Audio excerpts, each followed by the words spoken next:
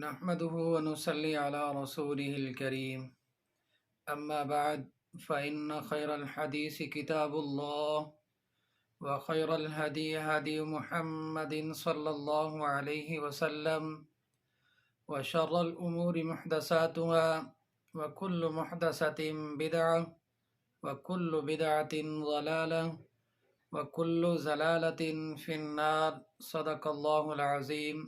میرے واجب الحترام دوستو، بھائیو، بزرگو، السلام علیکم ورحمۃ اللہ وبرکاتہ۔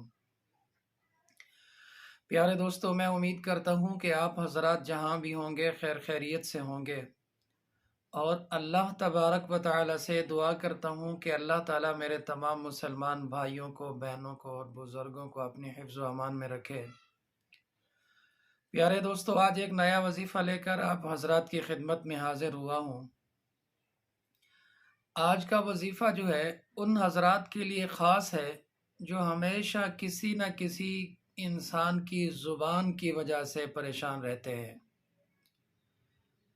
کسی اپنے دوست، اپنے رشتہ دار یا کسی اپنے ہمسائے کی زبان کی وجہ سے پریشان ہیں، ہمیشہ ان کی زبان سے ان کو تکلیف ہوتی ہے۔ تو ان حضرات کے لیے یہ وظیفہ خاص ہے۔ جو میرا بھائی یا کوئی میری بہن اس وظیفے کو کرنا چاہے، کسی کی زبان بندی کے لیے، جائز جو زبان بندی ہو، ایسے نہیں کہ کوئی میری بہن اپنے شوہر کی زبان بندی کر دے یا کوئی میرا بھائی اپنے گھر میں کسی کی زبان بندی کر دے، تو یہ ہرگز نہیں کرنا۔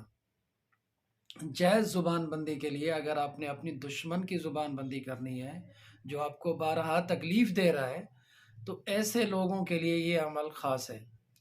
پیارے دوستو، آپ نے کرنا کیا ہے؟ قرآن پاک کی ایک آیات ہے جس کو آپ نے 7 دن تک پڑھنا ہے۔ کسی بھی انسان کی آپ نے زبان بندی کرنی ہے تو اس کا تصور اپنے دماغ میں بٹھا دینا ہے کہ اس طرح کی اس کی شکل ہے جس کی زبان سے آپ کو بار بار تکلیف ہو رہی ہے۔ تو ایسے انسان کی زبان بندی کے لیے قرآن پاک کی یہ ایک صورت ہے، آپ نے اس کو 313 مرتبہ پڑھنا ہے۔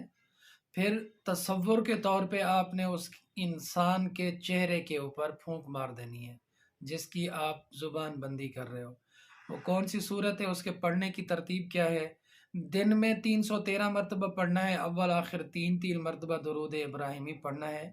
قرآن پاک کی آیات ہے، بسم اللہ الرحمن الرحیم، صم بکم عمی فہم لا یرجعون۔ اس آیات مبارکہ کو آپ نے 313 مرتبہ پڑھنا ہے، اور پھر دشمن کے چہرے کا تصور کر کے اس کے چہرے کے اوپر پھونک مار دینی ہے۔ 7 دن تک لگاتار اس وظیفے کو کرنا ہے، اور دن کو کرنا ہے، رات کو نہیں کرنا۔ دن کی روشنی میں صبح 10 بجے یا ظہر کی نماز کے بعد یا عصر کی نماز کے بعد، مطلب اسی ٹائم میں 2 بجے 3 بجے دن کی روشنی میں، سورج کی روشنی میں آپ نے اس کو بیٹھ کر کرنا ہے، رات کے اندھیرے میں نہیں کرنا۔ تو آپ کو یہ ترتیب سمجھ آ گئی ہوگی۔ میں امید کرتا ہوں کہ انشاءاللہ آپ اس وظیفے